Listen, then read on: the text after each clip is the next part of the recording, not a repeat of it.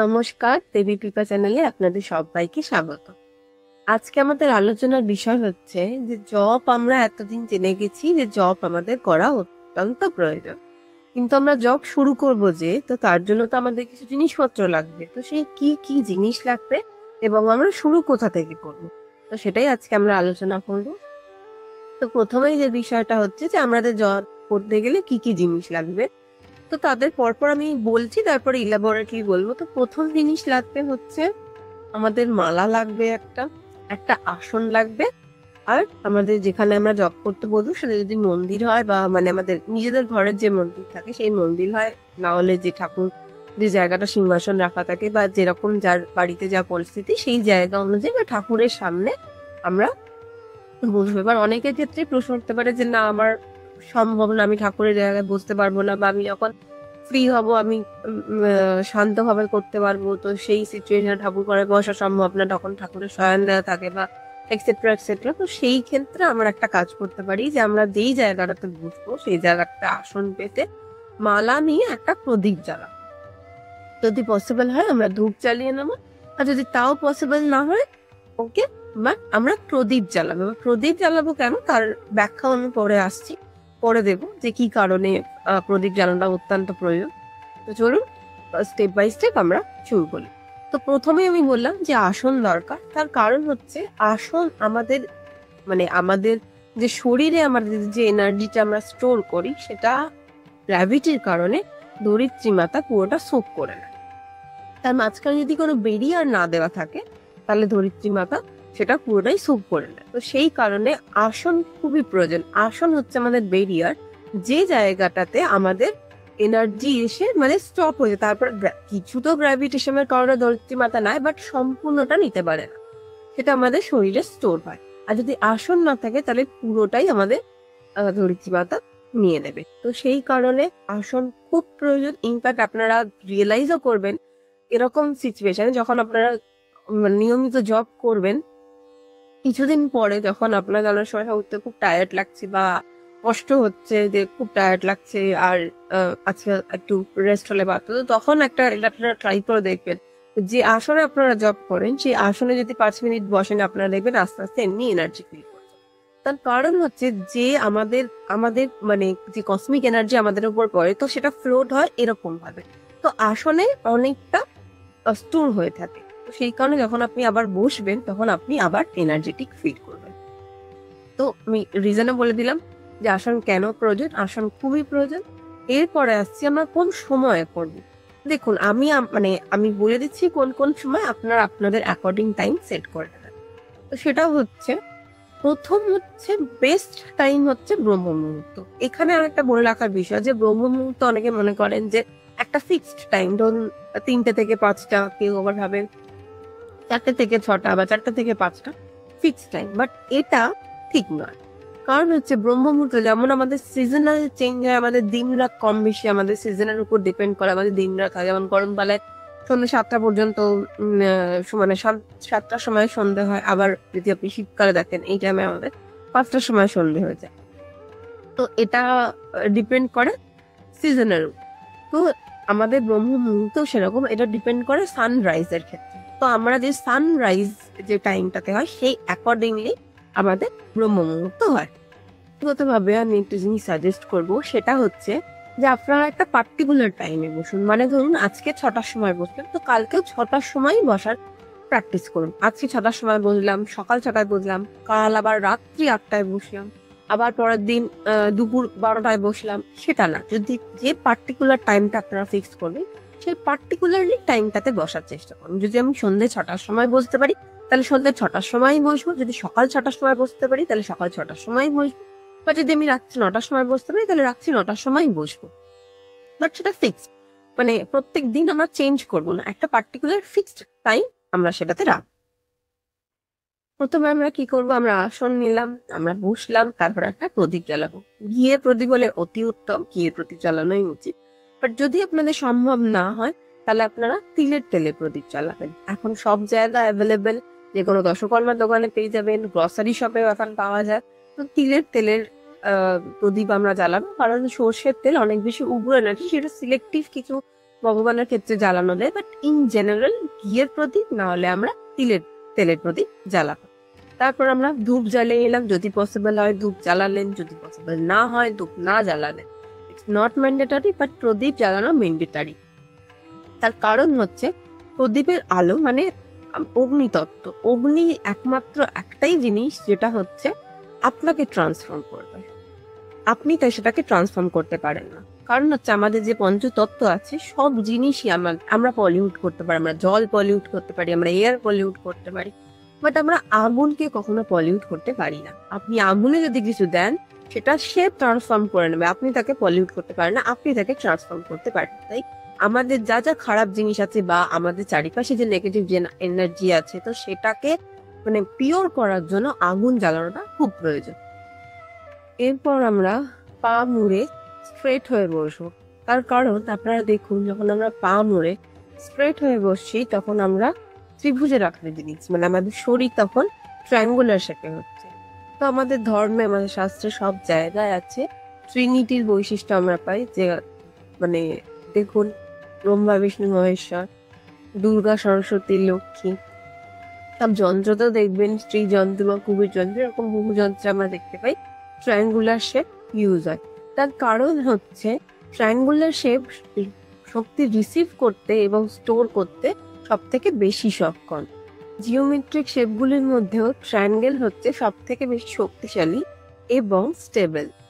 এর তিনটে যে অ্যাঙ্গেল আছে, তিনটে একে অপরকে সমানভাবে ব্যালেন্স করে, সেই কারণে টাওয়ার বা ব্রিজ বা বাড়ির তৈরির ক্ষেত্রেও এটা খুব বেশি ভাবে ব্যবহার করা হয়। তো ট্রায়াঙ্গেল, ইনফ্যাক্ট পিরামিডেও আমরা দেখতে পাই ট্রায়াঙ্গুলার শেপ। তো ট্রায়াঙ্গুলার মানেই হচ্ছে যেটা শক্তি রিসিভ করতে এবং স্টোর করতে খুব বেশি ভাবে সক্ষম। সেই কারণে ট্রায়াঙ্গুলার শেপে বসা খুব পজিটিভ এনার্জি। ইনফ্যাক্ট আপনারা যদি আমাদের শরীরের গঠন দেখেন, দেখুন টিপ, তারপরে দুটো পায়ে গিয়ে শেষ হচ্ছে, তাহলে এটাও কিন্তু it's a type of triangular shape. তো ভগবান আমাদের বানিয়েছে খুব পাওয়ারফুল এবং খুব স্টেবল যাতে আমরা থাকি, বাট আমরা আমাদের কর্মের কারণে সেটাকে সবসময় ঠিকভাবে রাখতে পারি না। তো সেটা আমরা আস্তে আস্তে চেষ্টা করবো আমাদের নিজেদের ইয়েতে যেন আমরা ঠিক করতে পারি। তো এটা গেল যে আপনি কিভাবে বসতেন। এরপর হচ্ছে আসন। আসন ইজ ভেরি ইম্পর্টেন্ট, আমি আগেও বললাম, এখনো বলছি, আসন খুব ইম্পর্টেন্ট। কারণ আসন ইজ দ্য ব্যারিয়ার, কি আপনার যা স্টোর হচ্ছে সেটা যেন ধরিত্রী মাতা সোক না করতে পারে। এই ব্যারিয়ার যদি না থাকে, ধরিত্রী মাতা আমাদের সমস্ত এনার্জি সোক করে নেবে।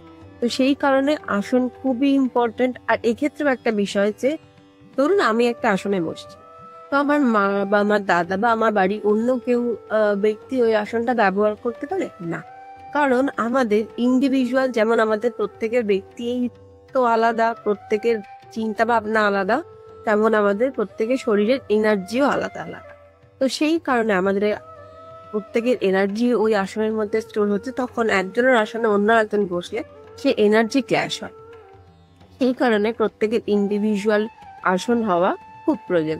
সিমিলারলি প্রত্যেকের ইন্ডিভিজুয়াল মালা হওয়াটাও প্রয়োজন। মালার ক্ষেত্রে সেম, আমাদের শক্তি সবার ক্ষেত্রে আলাদা, যেমন মালা আর আসন প্রত্যেকের ইন্ডিভিজুয়াল হওয়া খুব ইম্পর্টেন্ট। আসন শুধু না, আসন বন্দনা করতে হয় এবং শুদ্ধ করতে হয়। তো সেটা অনেকটা বড়, তো সেই কারণে সেটা আমি অন্য ভিডিওতে আলোচনা করে আপনাদেরকে বলবো যে কিভাবে আসন বন্দনা করতে হয় এবং শুদ্ধ করতে হয়। তো ইন জেনারেল অ্যাটলিস্ট আমরা আসন নিয়ে বসা প্র্যাকটিস করি। তো তারপর আমরা মালায় আসবো।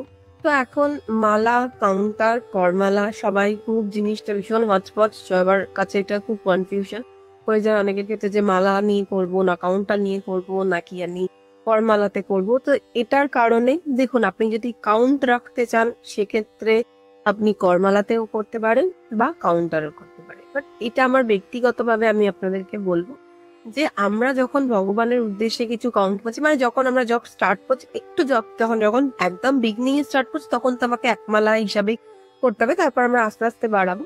কিন্তু আমি যখন মালা শুরু করব, মানে তার কিছুদিন পর থেকে যখন আমরা মালাতে অভ্যস্ত হয়ে যাবো, আমি যখন মালা করতে চাইবো, তো তখন মালা বুনে করাটাও এটা মানে না করাটাই বেটার। কারণ ভগবান যখন আমাদের গুনে কিছু দেয় না, তখন আমরা কেন তার উদ্দেশ্যে যেটা দেবো সেটা গুনে করবো। বাট হ্যাঁ, আমি যখন আমার তো টাইম ফ্রেমও একটা আছে, আমরা সবাই সাংসারিক মানুষ, সবাই আমাদের সংসার ধর্ম আছে, তো সংসার ধর্ম সব থেকে বড় ধর্ম, তো সেই ধর্ম আমাদের পালন করতে হবে। তাই আমরা একটা সিলেক্টিভ টাইম ফ্রেম আমরা এখানে ম্যানেজ করার জন্য আমরা একটা টাইম ফিক্সড করতে পারি যে আমরা ৮ ঘন্টা বা ১ ঘন্টা আমি একবার দেখে নিলাম যে আমার ১ মালা বা ২ মালা বা ৩ মালা করতে আমার কতক্ষণ সময় লাগবে, তো সেই টাইমটা আমি দেখে নেবো যে আমার ৮ ঘন্টা সময় লাগে, আমি ৮ ঘন্টা নাম জপ করবো বা মন্ত্র জপ করবো। এক্ষেত্রে এইবার একটা বিষয় যে মালা আমি আমি কেন নেবো, আমি যখন দরকারটা দেখি আমি মালা নেব, তো সেক্ষেত্রে বিষয়টা হচ্ছে আমি যখন মালা নিয়ে করছি, মালা হচ্ছে আমাদের ওয়েপেন। যেমন সোলজার বলুন বা পুলিশ বলুন, যে গান ব্যবহার করে, তো তারা গান কেন ব্যবহার করে? অপোনেন্ট যারা আছে, যে টেররিস্ট আছে বা যারা আছে, তাদের সাথে যুদ্ধ করার জন্য, কারণ তারা অনেক বেশি শক্তিশালী। তো সেক্ষেত্রে আমাদের গান ইউজ করতে হবে, সবাই তো ভালো কথা মানুষ না। তো সিমিলারলি এক্ষেত্রেও তাই, আমাদের নেগেটিভিটি কিন্তু ভীষণ স্মার্ট আর খুবই তারা পাওয়ারফুল। হ্যাঁ, তো সেক্ষেত্রে তাদেরকে ভয় দেখানোর জন্য বা তাদের দূরে সরানোর জন্য আমাদের মালা কিন্তু খুব ইম্পর্টেন্ট। তাই মালা ব্যবহার করা খুব প্রয়োজন। এখানে যদি আপনি সাইন্টিফিক লজিকও দেখেন, সেখানেও দেখবেন প্রত্যেক কটা মালা কিন্তু আমাদের মেডিসিনাল ভ্যালু দেয়। আপনি চন্দনের মালা বলুন, হলুদের মালা বলুন, রুদ্রাক্ষের মালা বলুন, প্রত্যেকটা মালার কিন্তু মেডিসিনাল ভ্যালু আছে। তো সেই কারণে মালাতে স্টোর করা, যে আমরা এনার্জি স্টোর করা, আমরা যে এনার্জিতে জব করছি, যে মন্ত্র জব করছি, যে ভাইব্রেশনে যে এনার্জি তৈরি হচ্ছে, সেইটা ওই মালাটা স্টোর করতে পারে। তাই জন্য আপনারা অনেক জায়গায় দেখতে পারবেন যে অনেক এরকম এরকম অনেক সিচুয়েশন এসেছে বা অনেক ক্ষেত্রে দেখা গেছে যে কোনো মালা তার এতটাই পাওয়ারফুল, কোনো গুরুজি বা কেউ এত জব করেছে সেই মালাতে, সেটা এতটাই বেশি পাওয়ারফুল হয়ে গেছে যে একটা অসুস্থ ব্যক্তিকে সেই মালা পরিয়েছে এবং সে সুস্থ হয়ে গেছে, এরকমও দেখা গেছে। তো সেই ক্ষেত্রে মালা কিন্তু খুব পাওয়ারফুল। তাই মালা, যে ন্যাচারাল মালা, যে যে পরম্পরায় তৈরি করে বা যেরকম, যে একটা তো গুরু পরম্পরা, তার নির্দেশ থাকে অবশ্যই, সেই আপনার স্থূল শরীরের গুরু থাকে, তাহলে তাদেরকে জিজ্ঞাসা করে নেবেন এবং তাদের নির্দেশ অনুসারেই করবে। বাট আদারওয়াইজ ইন জেনারেল আমি বলছি, তো তাদের ক্ষেত্রে আমরা ইয়ে করে নিতে পারি। যেমন হচ্ছে আমরা ভগবান শিব এবং দুর্গা ঠাকুরের, দেবী দুর্গা এবং ভগবান শিবের আমরা নাম জপের ক্ষেত্রে বা মন্ত্র জপের ক্ষেত্রে আমরা রুদ্রাক্ষ ব্যবহার করতে পারি। গণেশজিরও করা যায়, রুদ্রাক্ষ ব্যবহার করা যায়। এছাড়া আমি যদি বিষ্ণু ভগবান বা কৃষ্ণ ভগবানের কথা বলি, সেক্ষেত্রে আমরা জপ করতে পারি তুলসী মাল। কিন্তু এখানেও একটা ম্যাটার, প্রত্যেকে তুলসী মালা ব্যবহার করতে পারেন না, কারণ যারা নন ভেজিটেরিয়ান সেখানে তুলসী মালা ব্যবহার করা যায় না। তো তাহলে সেক্ষেত্রে তারা হলুদের মালা ব্যবহার করতে পারবে। আদারওয়াইজ নন ভেজিটেরিয়ান যারা, তারা তুলসীর মালা না ব্যবহার করাই উচিত। আর এছাড়া আমি যদি দেবী লক্ষ্মীর যদি দেখি, সেখানে স্ফটিকের মালা ব্যবহার করা যায়, দেবী দুর্গার রক্তচন্দনের মালা ব্যবহার করা যায়। তো প্রত্যেকটা আলাদা আলাদা আমি বলে দিলাম যে কোন ভগবানের জন্য কি মালা দেওয়া যায়। আদারওয়াইজ আপনার যদি কোনো প্রশ্ন থাকে যে কোন ভগবানের জন্য নির্দিষ্ট কোনো মালা, কোন মালা আপনারা ব্যবহার করবেন, তো সেটা আমাকে কমেন্টে জানাবেন। আমি আশা করি উত্তর দেবো, উত্তর দেওয়ার চেষ্টা করবো আমার সাধ্যের মধ্যে, যথাযথ সাধ্যের মধ্যে আমি উত্তর দেওয়ার চেষ্টা করবো। নাম জপ করব নাকি মন্ত্র জপ করব, দীক্ষা না হলে কি জপ করতে পারবো না, আমার ইষ্টদেবকে, এই সমস্ত প্রশ্নের আলোচনা আমরা করব। তার জন্য আমার সাবস্ক্রাইব করতে হবে আমার চ্যানেলটিকে, কারণ নেক্সট ভিডিওতে আমি এইগুলো নিয়ে আলোচনা করব। আশা করি আপনাদের ভালো লাগছে। যদি ভালো লাগে তাহলে অবশ্যই আমার এই ভিডিওটিকে একটি লাইক করে দেবেন এবং সবার সাথে শেয়ার করে দেবেন। ততক্ষণ সবাই ভালো থাকবেন, সুস্থ থাকবেন। জয় মা বাবা।